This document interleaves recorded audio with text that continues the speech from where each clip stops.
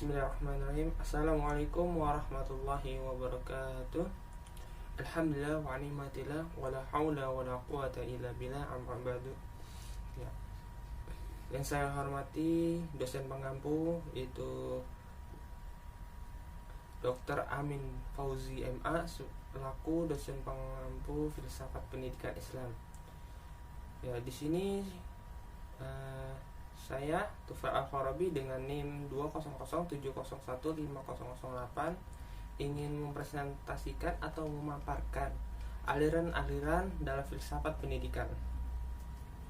Ya, mengenai aliran-aliran filsafat pendidikan, kita lihat dulu nih, apa itu filsafat pendidikan? Filsafat pendidikan merupakan ilmu filsafat yang mempelajari hakikat pelaksanaan dan pendidikan. Bahan yang dipelajari meliputi tujuan, latar belakang, cara, hasil, dan hakikat pendidikan. Metode yang dilakukan menganalisis secara kritis struktur dan manfaat pendidikan. Filsafat sebagai pemikiran para filsuf yang objeknya adalah permasalahan hidup di dunia. Dalam proses perkembangannya telah melahirkan berbagai macam pandangan. Berbagai macam pandangan dalam filsafat tersebut ada kalanya saling mendukung serta saling menguatkan, dan ada kalanya juga saling bertentangan serta berlawanan antara yang satu dengan yang lainnya, walaupun objek yang dikaji adalah sama. Perbedaan pandangan terjadi selain karena penggunaan sistem pendekatan yang berbeda juga disebabkan oleh faktor zaman, hidup, dan lingkungan yang melatar belakangi para filsuf berbeda-beda pula. Demikian pula halnya dengan filsafat pendidikan sebagai nilai-nilai dan keyakinan filsafat yang menjiwai, mendasari, memberikan identitas serta karakteristik sistem pendidikan. Kemudian dalam filsafat pendidikan itu memiliki 3 aspek ya, yaitu dari aspek ontologi, epistemologi, dan aksiologi. Apa sih ontologi? Nah, kalau kita lihat, ontologi itu berasal dari kata ontos dan logos. Ontos atau on yaitu ada artinya itu ada, logos adalah ilmu. Jadi ontologi itu sesuatu ilmu yang ada. Ontologi ialah ilmu yang membahas tentang hakikat yang ada, yang merupakan ultimate reality, baik yang berbentuk jasmani atau konkret maupun rohani atau abstrak. Kemudian apa itu epistemologi? Epistemologi berasal dari bahasa Yunani, yaitu episteme dan logos. Episteme adalah pengetahuan, logos adalah kajian atau teori ya. Jadi epistemologi itu adalah cabang filsafat yang mengkaji hal-hal yang berkaitan dengan pengetahuan manusia. Kemudian ada aksiologi. Aksiologi berasal dari kata aksio dan logos. Aksio yaitu nilai, logos adalah ilmu. Jadi aksiologi itu ilmu yang menyelidiki hakikat nilai yang umumnya ditinjau dari sudut pandang kefilsafatan. Filsafatan sebagai teori nilai berkaitan dengan kegunaan dari pengetahuan yang diperoleh. Nah, balik lagi dengan materi kita. Ya, materi yang akan kita bahas adalah dalam filsafat pendidikan. Ya, dalam filsafat pendidikan yaitu salah satunya ada progresifisme, esensialisme, preferensialisme, rekonstruksialisme, dan kemudian kita akan membahas juga elemen-elemen dan syarat-syarat filsafat pendidikan Islam. Ya, kita lihat aliran progresifisme. Aliran progresifisme adalah merupakan suatu aliran yang berisi beragam-ragam data empiris dan informasi teoritas yang memberikan analisis, pertimbangan, dan pembuatan kesimpulan menuju pemilihan alternatif yang paling memungkinkan untuk memecahkan suatu masalah yang dihadapi.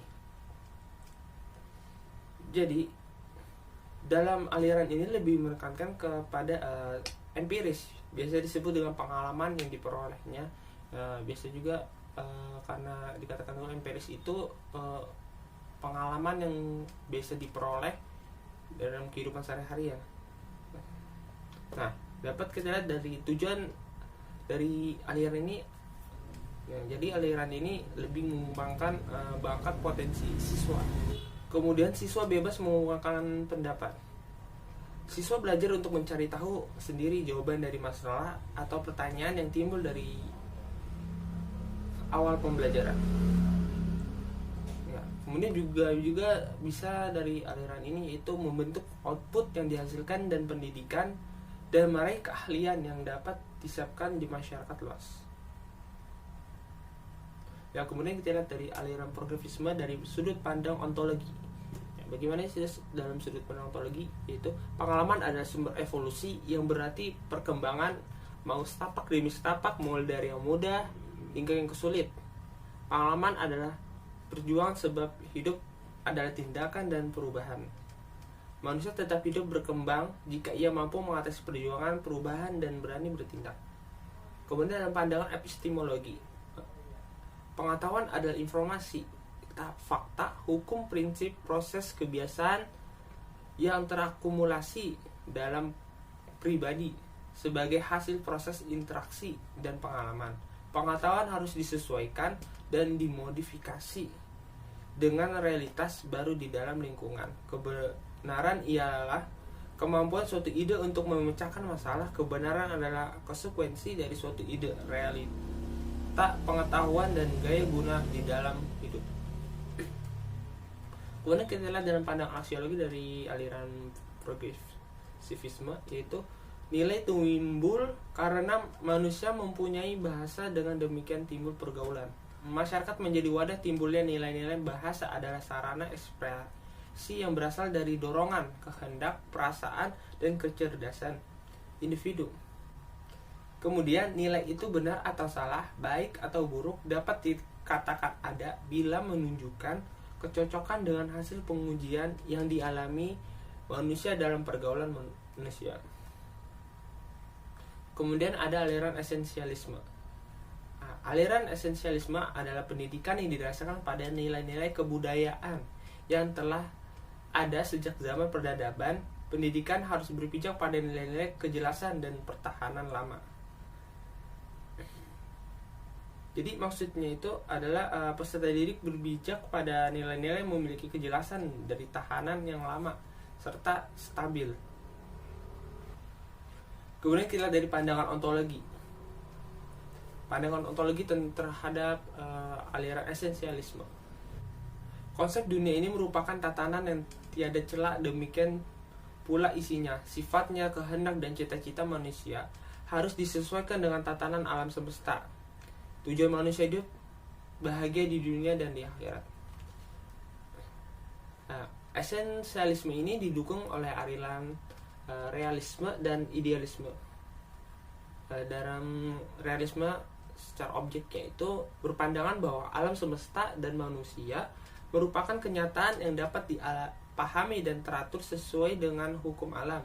Aliran ini dipengaruhi oleh perkembangan dan hasil dari temuan ilmiah, ilmu-ilmu alam, terutama fisika.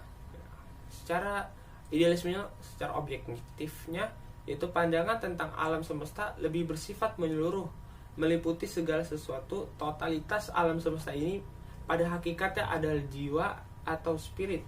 Pandangan tentang makrokosmos alam semesta dan mikrokosmos manusia pribadi menjadi dasar hubungan antara Tuhan dan manusia.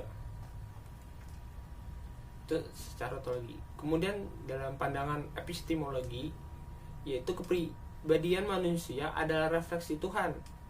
Manusia yang mampu menyadari realitas sebagai makrokosmos dan mikrokosmos, dan akan mengetahui pada tingkat apa rasio yang dimiliki, dan mampu memikirkan alam semesta ini.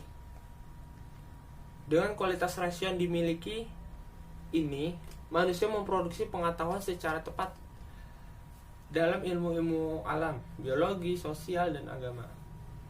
Kemudian secara pandangan aksiologi, dilihat dari nilai-nilai berasal hukum etika, hukum kosmos yang bersifat objektif. Menurut idealisme, sikap, tingkah laku, dan ekspresi perasaan mempunyai hubungan dengan kualitas baik dan buruk. Kemudian ada aliran perennialisme. Perennialisme yaitu suatu proses pengembalian pembelajaran pada masa lampau agar peserta didik dapat menerapkan pembelajaran tersebut pada masa sekarang. Jadi maksud dari aliran ini lebih mengangkat kembali nilai-nilai pandangan hidup pada zaman kuno atau pertengahan untuk menambah wawasan di masa yang akan mendatang. Pandangan ontologinya kita lihat benda sebagaimana nampak di hadapan manusia tampak oleh panca indera sebagai substansi. Segala sesuatu, benda dan manusia ada esensinya di samping ada aksidensi. Esensi benda-benda dan manusia lebih diutamakan daripada aksidensinya. Segala sesuatu itu mempunyai unsur potensialitas yang dapat menjadi aktualitas melalui tindakan yang berbeda. Manusia adalah potensialitas yang sedang berubah menjadi aktualitas.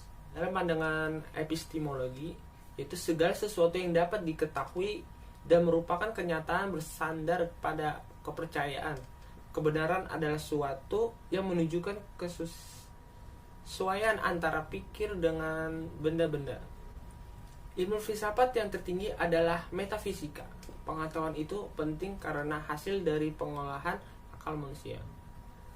Kemudian secara pandangan epistemologi ada kebenaran hakiki yang tertinggi dapat diperoleh dengan metode dedukasi disebut metafisika. Kebenaran realitas khusus diperoleh dengan metode induksi disebut sains dan ilmu empiris lainnya. Secara pandangan aksiologi, nilai-nilai berdasarkan asas natural yang abadi dan universal. Manusia sebagai subjek telah memiliki potensi untuk mencapai baik sesuai dengan kodratnya, tetapi ada kecenderungan dan dorongan untuk berbuat tidak baik. Kebaikan tertinggi adalah mendekatkan diri kepada Tuhan, sesudah itu baru kehidupan berpikir rasional. Kemudian tokoh-tokoh yang berpengaruh adalah Plato, Aristoteles, dan Thomas Aquinas. Kemudian ada yang terakhir yaitu aliran konstruksionisme, yaitu suatu aliran yang berusaha merombak tata susunan lama dan membangun tata susunan hidup kebudayaan yang bercorak modern. Jadi rekonstruksisme ini merekonstruksikan dari yang lama menjadi sesuatu yang lebih canggih, itu modern ya.